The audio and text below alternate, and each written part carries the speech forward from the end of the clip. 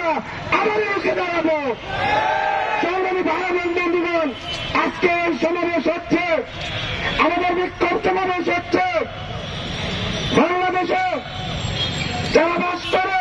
আমরা এই বিক্ষোভ সমাবেশ থেকে বলতে চাই, প্রত্যেকের পরিচয় এক এবং অভিন্ন, এবং সেটা বাংলাদেশি। এইখানে বারবার সংখ্যালঘু কার্ড খাওয়া চলবে না। ভারতের মোদী সরকারকে বলতে চাই, মোদী সরকার কিন্তু এই গণঅভ্যুত্থানের ফলে উৎখাত করা হাসিনাকে আশ্রয় প্রদানের মাধ্যমে চূড়ান্তভাবে লেজিটিমেসি হারিয়েছে। একটি রাষ্ট্র, সেই রাষ্ট্রের অভ্যন্তরে অবস্থিত বাংলাদেশের high commission, deputy high commission, আমরা দেখেছি কলকাতা হাই কমিশনের সামনে তারা বাংলাদেশের জাতীয় পতাকার অবমাননা করেছে। ঢাকা থেকে কিন্তু পাল্টা স্টেটমেন্ট দিয়েছে। আজকে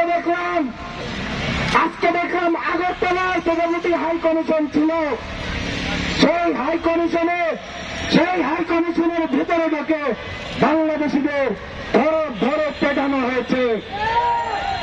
আমরা বলতে চাই, পাল্টা স্টেটমেন্ট যেন বাংলাদেশের এই গণঅভ্যুত্থানকারীদের পক্ষ থেকে না যেতে হয়, তাহলে কিন্তু মুরগির গোড়া চাপ দিয়ে ধরা হবে।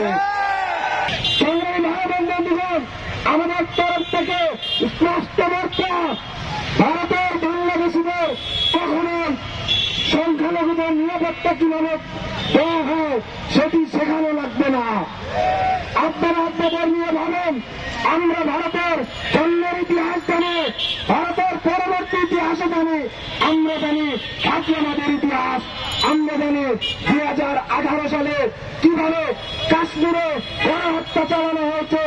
আমরা দেখেছি বছর খানেক আগে মণিপুরে কিভাবে সংখ্যালঘুদের উপরে গণহত্যা চালানো হয়েছে। আমরা দেখেছি কিভাবে বাবরি মসজিদ ভাঙা হয়েছে।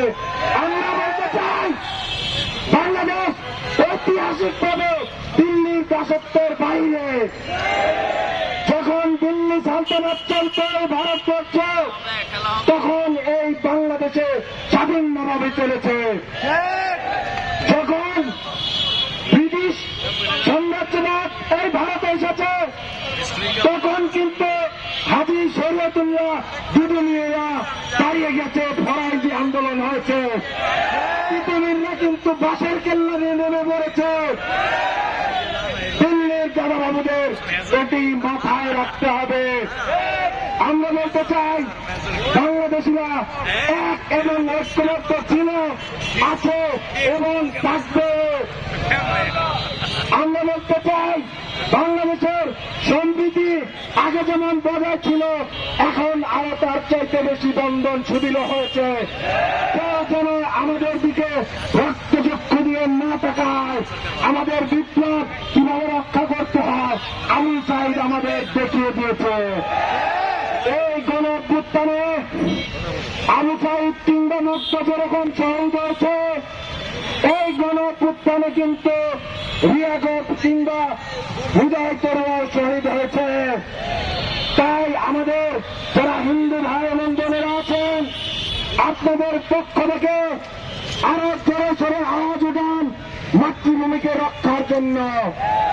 ইনকিলাব জিন্দাবাদ।